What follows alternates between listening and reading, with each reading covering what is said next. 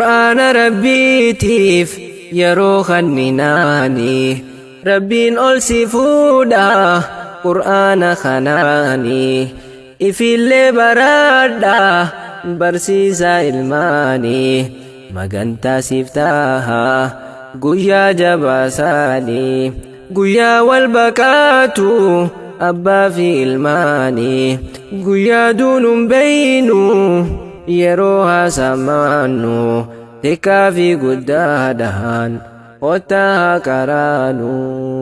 Laka alhamdu rabbii yaa mootii olaanu nu kannite diini guutuu waa hundaanu xiqqaa fi guddaadhaan qottaa karaanu xiqqaa fi guddaadhaan qottaa baraanu.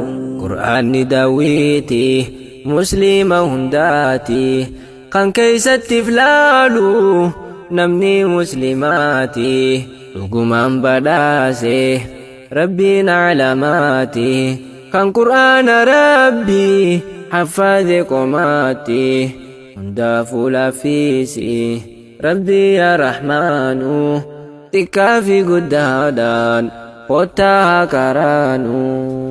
Xiqqaa fi guddaadhaan qottaa karaanu.